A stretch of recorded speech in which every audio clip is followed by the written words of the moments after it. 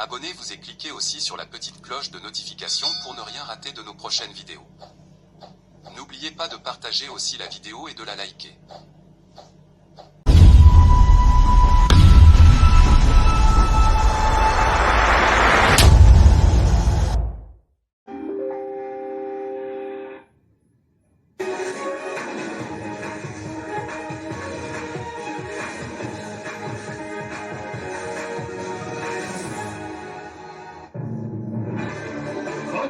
Chef-lieu de la province du Kwilu, au centre de l'actualité, ce mardi 24 mars 2026 en République démocratique du Congo, le président de la République est sur place, la première ministre ainsi que d'autres membres du gouvernement pour la 13e édition de la conférence des gouverneurs. Le rapporteur de la conférence des gouverneurs et vice-premier ministre, ministre de l'Intérieur et Sécurité, a présidé une réunion de sécurité élargie. Lundi, Fifi Masuka Saini, gouverneur de la province du Lualaba, a demandé une messe pour tout mettre entre les mains de l'Éternel.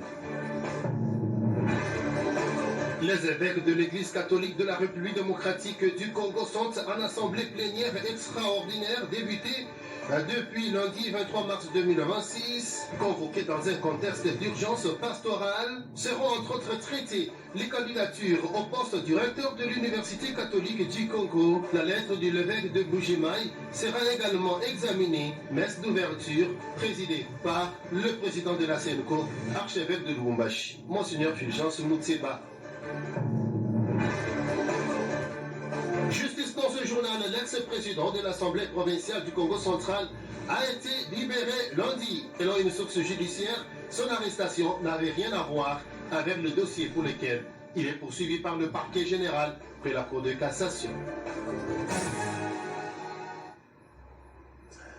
Merci de votre fidélité à Digital Congo et surtout bienvenue parmi nous. L'actualité en République démocratique du Congo, c'est le lancement par le chef de l'État de la 13e édition de la conférence des gouverneurs qui vient d'avoir lieu à Bandundu-Ville, dans la province de Kwilu. Le président de la République qui est arrivé sur place, dans sa suite, la première ministre et tous les autres membres du gouvernement, tous les gouverneurs présents, Fifi Masuka Saini, que vous êtes en train de voir là, gouverneur de la province du Lualaba, pour le mot des gouverneurs, le président de la République qui a invité les gouverneurs à produire un travail consistant et des recommandations valables pour la bonne marche des provinces en étroite collaboration avec le pouvoir central à Kinshasa. Nous aurons l'occasion d'y revenir avec force et détail lors de nos prochaines éditions.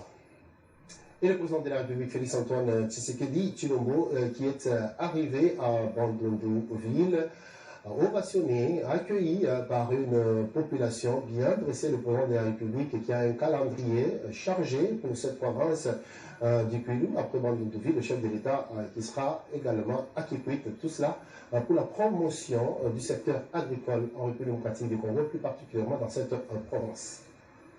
C'est aux environs de 16h30 heure locale que le président de la République, Félix Tshisekedi, est arrivé à Bandundu-Ville, chef-lieu des institutions provinciales du Kwilu, et ce, pour procéder au lancement solennel des travaux de la 13e session ordinaire des gouverneurs prévue des 24 au 28 mars courant.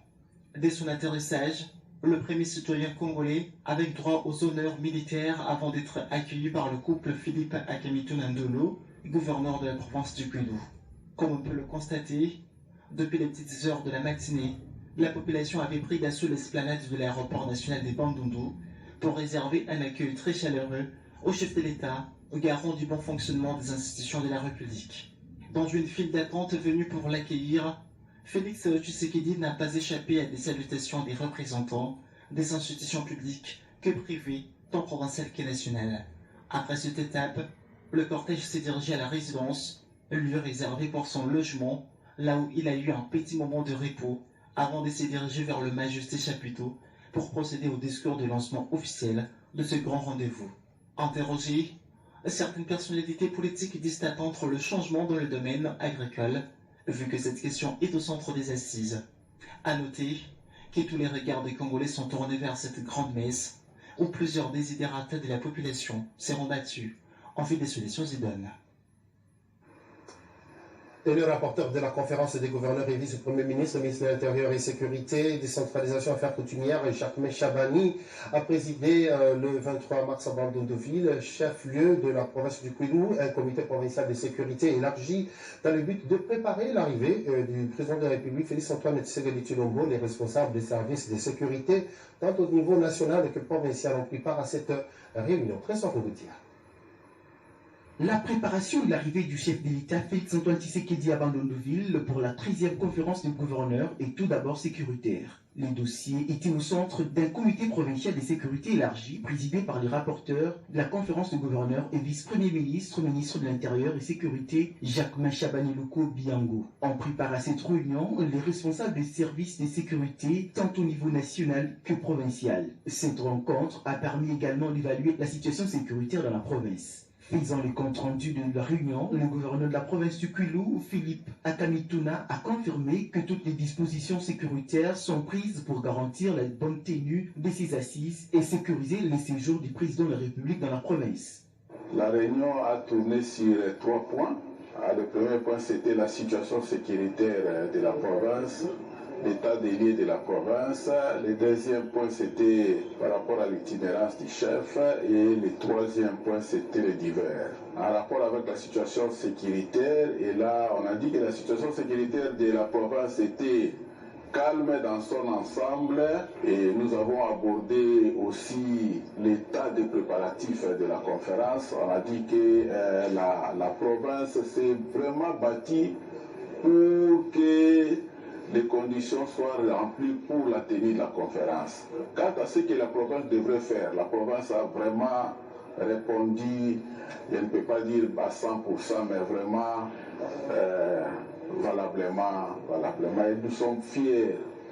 La 13e conférence des gouverneurs de province en République démocratique du Congo qui se tient du 24 au 28 mars 2026 à Bandundu-Ville, dans la province du Kwilu, réunit le président de la République et le gouverneur pour harmoniser les politiques nationales axées cette année sur le développement agricole, les désenglavements et la décentralisation. Et justement, en marge de la tenue de cette 13e édition de la conférence des gouverneurs, Fifi Masuka Saini, gouverneur de la province du Lualaba, a demandé une messe qui a été célébrée le 23 mars à la cathédrale Saint-Hippolyte de Bandundu-Ville. Il était question de consacrer à Dieu, le chef de l'État, et pour ses efforts de pacification de l'ensemble du territoire national. Et la 13e conférence des gouverneurs, Fifi Masuka Saini, qui a été chaleureusement accueillie, elle et sa délégation, par la population, mais également la coalition au pouvoir, Union sacrée, parmi lesquelles les membres de l'UDPS et de FIDEC. L'aéroport de Bandundu-Ville, dans la province de Kwilu, était rempli d'une foule d'habitants lundi 23 mars 2026, chacun muni des banderoles et autres insignes de formation politique de l'Union sacrée de la nation pour accueillir Marie-Thérèse Masuka Saini, gouverneure de la province du Lualaba. Les militants et cadres des partis politiques, dont l'UDPS Tshisekedi, FIDEC, ainsi que ceux des structures féminines locales, ont fait les déplacements pour honorer celle qui fait rayonner la vision de Tshisekedi au Lualaba. Après les salutations protocolaires, elle s'est associée à ses collègues gouverneurs pour accueillir le vice-premier ministre de l'Intérieur, Jacques Chabani, avant de s'offrir un bain de foule l'amenant à marcher jusqu'à la cathédrale Saint-Hippolyte. La vertueuse femme catholique du Lualaba, Marie-Thérèse Masuka, a fait célébrer une messe d'action de grâce confiant à Dieu la 13e conférence du gouverneur ainsi que les chefs de l'État Félix-Antoine Tshisekedi Tshilombo. L'officiant du jour, affirmant la voix uniquement à travers la voix des ondes, a salué une gestion qui transforme les Lualaba et fait la fierté des femmes leaders du pays, invitant les gestionnaires de la chose publique à s'en inspirer pour mieux servir la population. La gouverneure Masuka a salué la détermination du président Tshisekedi à ramener la paix sur l'ensemble du territoire national, remercier la foule amassée en ce mois dédié aux droits des femmes et encourager l'engagement féminin. Dans la délégation des officiers Lualabé se trouve également le vice-président de l'Assemblée provinciale du Lualaba, Archimède Kabeye Kalasa et d'autres personnalités. Bandundu-Ville accueille du 24 au 28 mars 2026 la 13e conférence de gouverneurs placée sous les termes transformation du secteur agricole, pastoral et halieutique, développement rural et connexion au marché urbain. Autre rencontre de taille, c'est celle qui s'est ouverte hier, le lundi 23 mars 2026 à Kinshasa. Il s'agit de l'Assemblée plénière extraordinaire des évêques, membres de la Conférence épiscopale nationale du Congo, CENCO, au centre d'accueil Caritas, dans la commune de la Gombe à Kinshasa, convoqué dans un contexte d'urgence électorale. Cette session met au cœur de ses travaux une question d'urgence, le traitement des candidatures au poste de recteur de l'Université catholique du Congo notamment. Comme l'exigent les normes de l'Église catholique, les conférences épiscopales soumettent à Rome une liste de 3 candidats jugés aptes à diriger une université catholique. C'est au Saint-Siège que revient la dernière décision, garant de la mission ecclésiale et académique de ces institutions. C'est par une célébration eucharistique présidée par Monseigneur Fulgence Mouteba, archevêque de Lubumbashi et président de la CENCO, que tout a commencé. S'appuyant sur les lectures du jour de la 5e semaine de Carême, Monseigneur, le président de la CENCO, a dans son homélie tissé un lien théologique entre les 2 vieillards du récit de la première lecture, extraite du livre du prophète Daniel, et les personnes les plus âgées mentionnées dans l'évangile selon Saint Jean. Il a ainsi invité ses confrères évêques à faire preuve de sagesse dans l'exercice de leur mission. Il nous est demandé de faire attention, car avancer en âge n'est pas nécessairement synonyme d'être sage. Avancer en âge n'est pas nécessairement synonyme d'être à l'abri des erreurs de la vie, quelle que soit la réputation dont on s'affuble dans la société. Cette assemblée ne se limite pas à cette question de l'UCC. Selon le secrétaire général de la CENCO, Monseigneur Donatien Cholet, plusieurs dossiers en Sudan seront également examinés pendant ces 3 jours. À cela s'ajoute une analyse approfondie de la situation socio-pastorale du pays dans un contexte national marqué de multiples défis. Bien sûr, quand les évêques se retrouvent ensemble, c'est aussi parler des questions socio-pastorales d'intérêt commun. Et ce n'est pas un secret. Il y avait une adresse de l'évêque d'Mbujimai à l'attention de l'Assemblée plénière, dont les évêques n'avaient pas parlé, mais qui s'est retrouvé dans les réseaux sociaux. Ça sera certainement l'occasion pour eux, en toute maturité, de traiter de cela. Présent à l'ouverture de cette plénière, Monseigneur Mitjal Lescobar, nonce apostolique en RDC, a transmis un message aux évêques en tant que représentant du Saint-Siège en République démocratique du Congo. Cette session extraordinaire, prévue par le statut de la CENCO en cas d'urgence pastorale, prendra fin le mercredi 25 mars 2026. L'ancien président de l'Assemblée provinciale du Congo central, Mantezolo, a été libéré lundi vers 0h30. Son arrestation n'avait rien à voir avec le dossier pour lequel il est poursuivi par le parquet général près la Cour de cassation. Selon une source judiciaire, il a été arrêté pour immigration frauduleuse. L'interpellation a été effectuée par les services de l'immigration. Les mêmes sources précisent qu'il est attendu mercredi au parquet général près la Cour de cassation. Vous avez peut-être remarqué, vous aussi, des longues files d'attente dans des stations-service depuis lundi soir à Kinshasa. La situation se justifie par une difficulté énorme d'approvisionnement du carburant, même si les autorités ne soutiennent pas cette thèse. Le lourd tribut est payé par les conducteurs qui n'ont pas su, pour la plupart, s'approvisionner. Le peu de stations-service qui disposaient encore de quelques litres en réserve n'ont pas pu maintenir leur clientèle. Fiston Issemouami a fait ce constat. Depuis tôt le matin de ce mardi, certaines stations-service ont été débordées et d'autres avaient épuisé leur stock de carburant la veille. Les conducteurs d'engins roulants ont circulé dans plusieurs communes de la capitale congolaise à la recherche du carburant. Des véhicules font la queue pour être servis aux côtés de plusieurs dizaines de motards qui patientent avec l'espoir d'obtenir quelques litres. D'autres se sont munis de bidons pour la réserve. Nous avons rencontré un des conducteurs, Arsène Lubuta, qui nous a révélé avoir patienté près de 2 heures pour avoir du carburant. Je vous assure que j'ai fait 2 heures du temps en ces lieux pour avoir du carburant. La situation devient catastrophique à Kinshasa.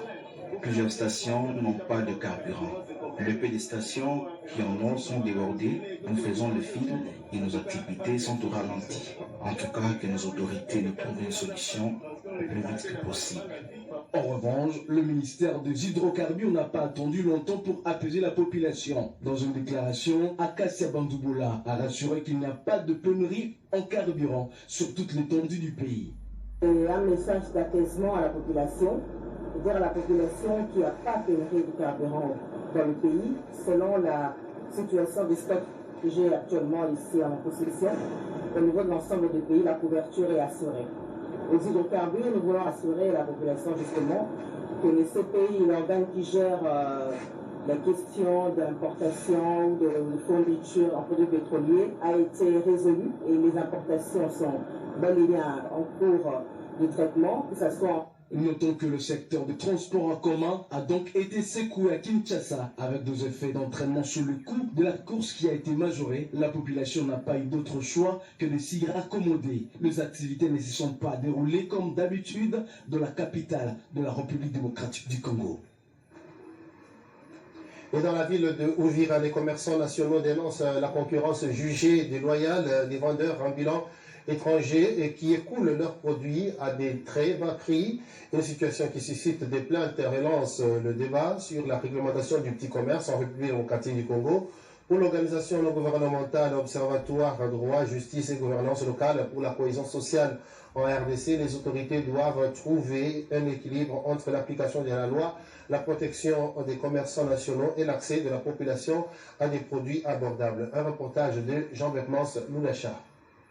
Pour l'ONG Observatoire de droit, justice et de gouvernance locale pour la cohésion sociale en RDC, le gouvernement congolais doit avant tout veiller au respect des différents textes et des lois qui encadrent le petit commerce dans le pays. Maître Gislain Kabamba en est son directeur.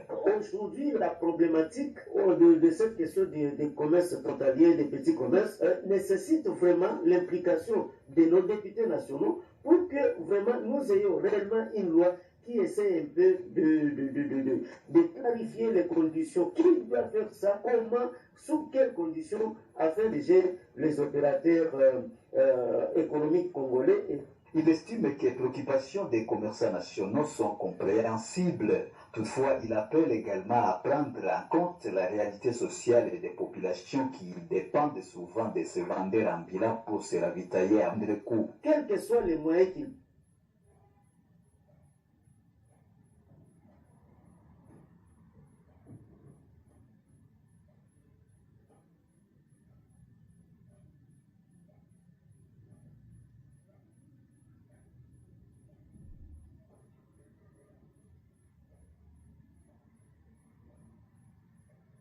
qu'elle peut avoir, elle a besoin d'avoir un pouvoir d'achat adapté à ses conditions de vie. Et aujourd'hui, avec tout ce que nous avons connu, n'a pas de pouvoir d'achat élevé. Et donc, si la population voit quelqu'un qui peut vendre une tomate à 100 francs, la personne n'ira pas acheter une tomate parce que tu es un commerçant, un petit commerçant congolais, un Burundais l'amène cette tomate à 100 francs. Vous la vendez à 250 francs, le Congolais la va acheter auprès de toi. Non. Dans cette optique, Maître Gislain Kabamba encourage les auteurs de la plainte à orienter leur démarche vers un plaidoyer constructif auprès des autorités, afin de parvenir à une solution qui préserve à la fois l'économie locale et les pouvoirs d'achat des citoyens. Tout l'arsenal juridique que j'ai cité soit respecté. Mais il ne peut pas empêcher la population d'aller consommer les produits qui est moins cher et accessible. Non. Nous sommes pendant le mois de mars, mois consacré aux droits des femmes, et zoom sur Ruth Boko, une neuse ambulante dans la commune de la Gombe. Depuis 2 ans, elle vend du jus et de l'eau pour subvenir à ses besoins et à ceux de ses enfants. De son enfant de 7 ans plutôt, entre longues heures de transport depuis Kingabwa d'emploi stable, elle assume son activité sans honte et appelle les autres femmes rappelant qu'il n'existe pas de ce métier, mais de cette personne. Tamouadi et Josué Mazoua. En ce mois de mars, c'est à la célébration des droits de femmes, et certaines histoires comme celle de Ruth Boko Raci ne grossit pas, elle s'est construite. Dans la commune de la Gombe, elle s'impose chaque jour de la capitale congolaise avec une glacière remplie de jus et d'eau, symbole discret mais résilience.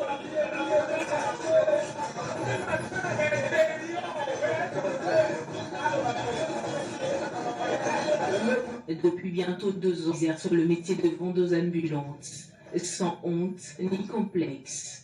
Ce travail n'est pas un choix par défaut, mais une réponse concrète à la réalité. J'exerce ce métier depuis maintenant 2 ans. Je rencontre beaucoup de difficultés, mais je reste forte, car il n'y a pas de travail de honte. Je fais en espérant trouver mieux un jour.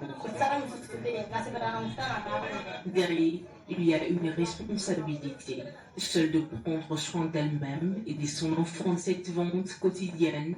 Elle parvient à subvenir à leurs besoins, malgré l'absurde qu'elle espère toujours trouver. Si je fais en fin de journée, je me retrouve parfois avec 10 000. Ça me permet de m'occuper de moi, mais aussi de mon enfant de 7 ans.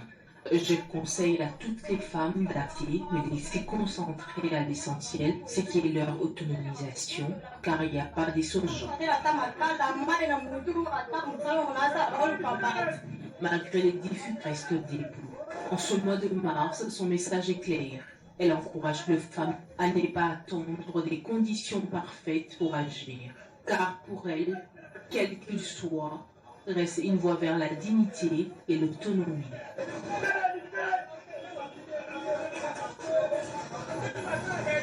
Nous allons parler cette fois-ci de la province de l'Ituri. Autrement, là où l'activité évoque souvent l'insécurité, une soirée a fait place à la lumière pour clôturer le mois de mars.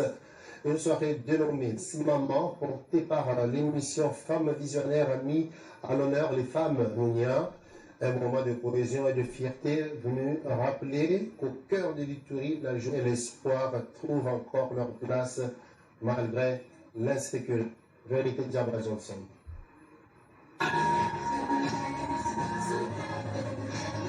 Le 2 mars 2026, Bounia a changé de rythme.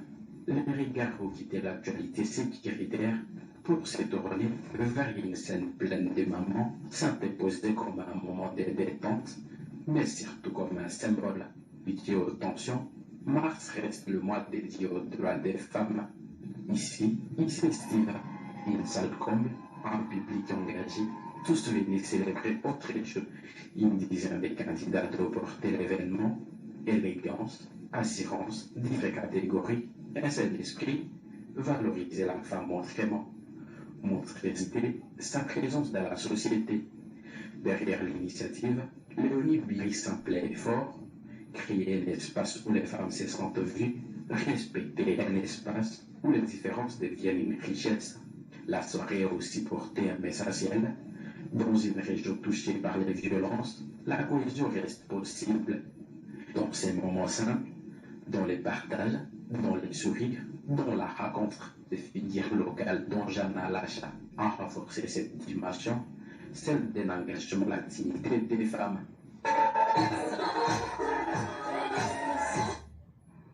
Et depuis ce mardi 24 mars 2026 à Kinshasa de la 3e édition de la semaine Kasavubu, cette édition est marquée par une série d'activités qui sont ordonnées par la maison communale de Kasavubu en collaboration avec l'association des Bako en sigle pour cette journée du 24 mars, date commémorative de la mort de feu Joseph Kasavubu, premier président de la République démocratique du Congo. Un bouquet de gerbes de fleurs a été posé à la place qui pointe en présence de la famille et des membres de la Bako.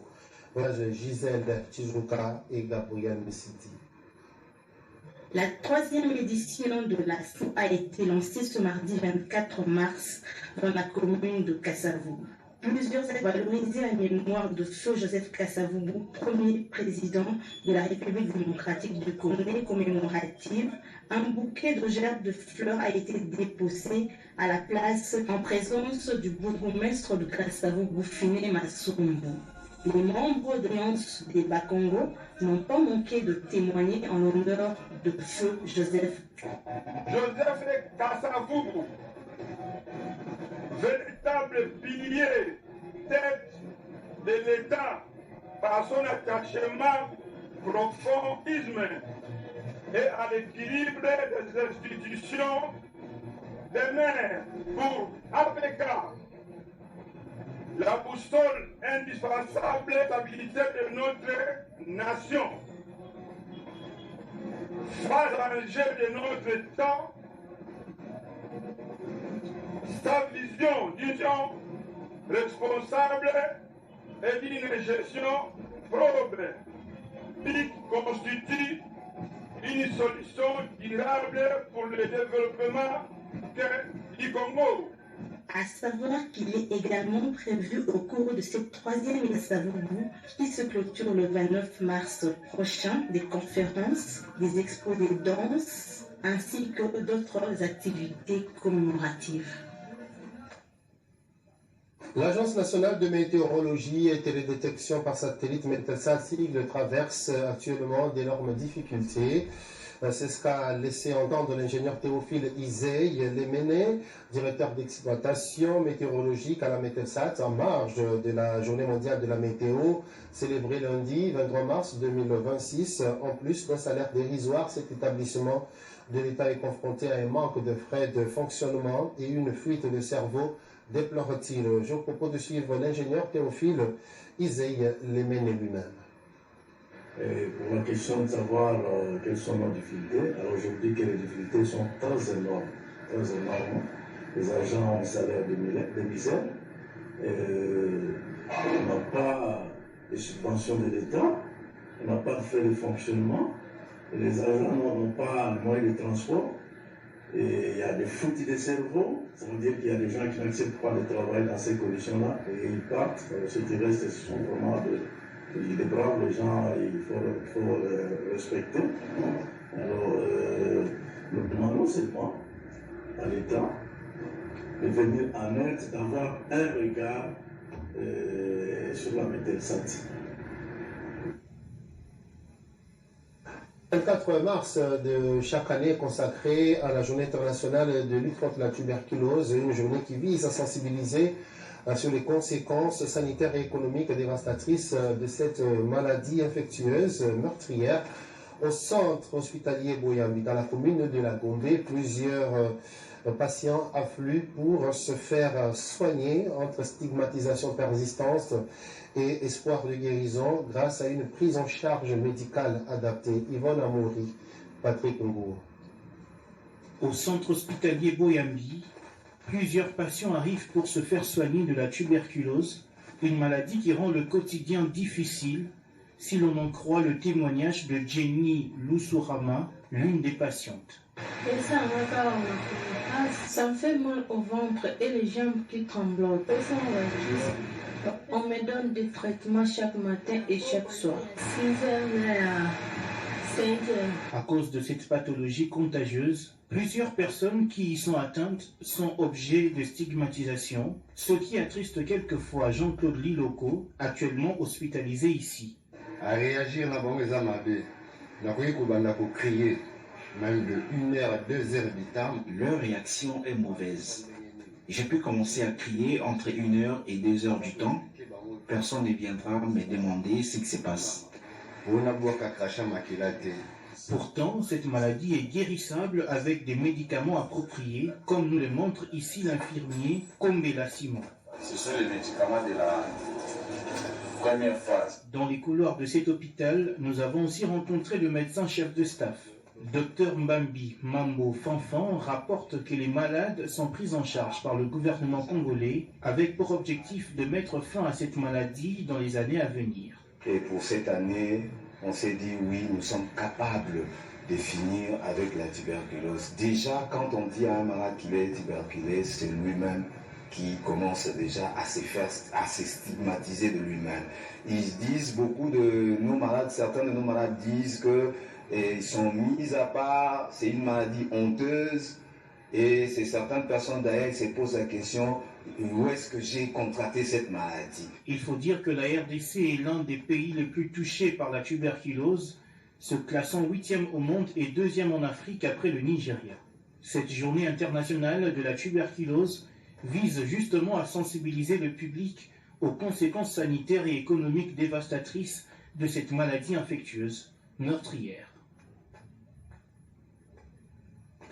Après les provinces du Haut-Katanga, du Lualaba et de Kinshasa, c'est le tour des étudiants de l'espace Kasaï de bénéficier des œuvres du service national. Le commandant de ce service, le lieutenant général Jean-Pierre Kassoro Kabouik, a remis 3500 sacs de maïs produits par les bâtisseurs aux étudiants de l'université officielle de Mbujimaï dans la province du Kasaï oriental.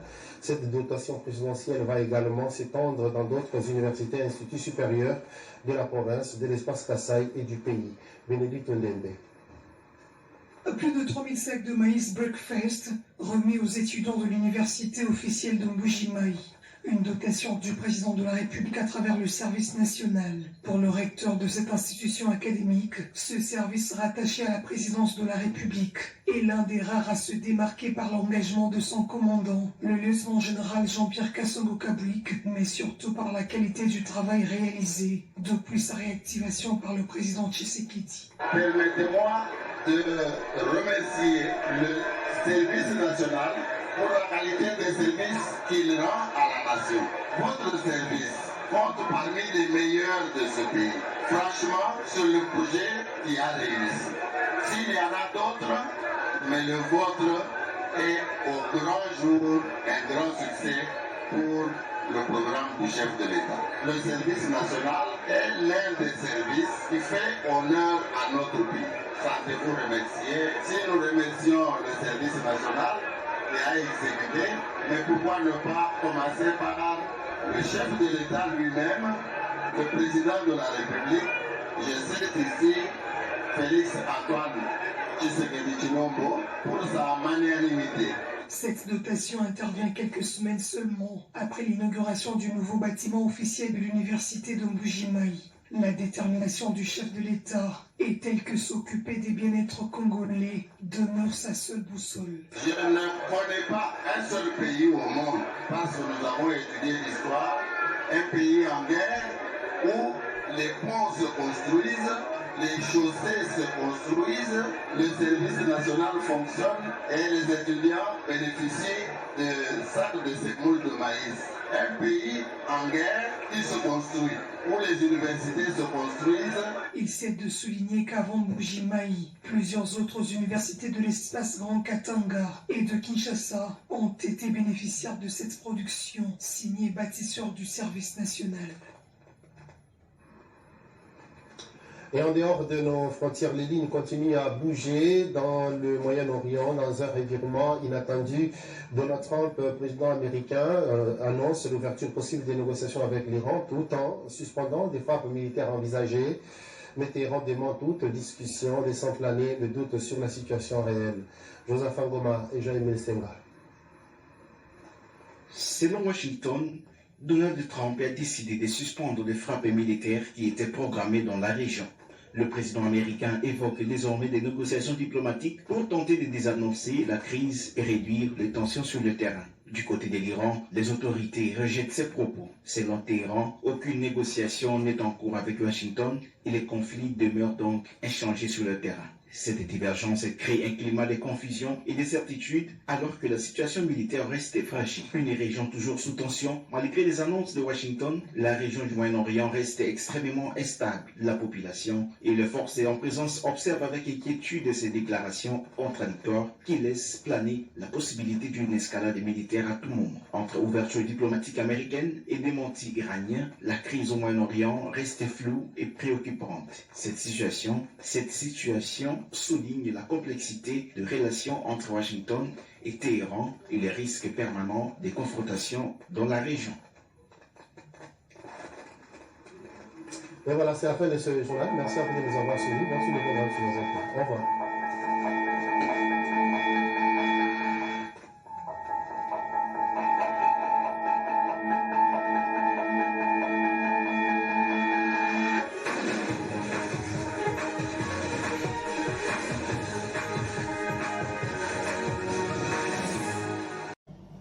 Abonnez-vous et cliquez aussi sur la petite cloche de notification pour ne rien rater de nos prochaines vidéos. N'oubliez pas de partager aussi la vidéo et de la liker.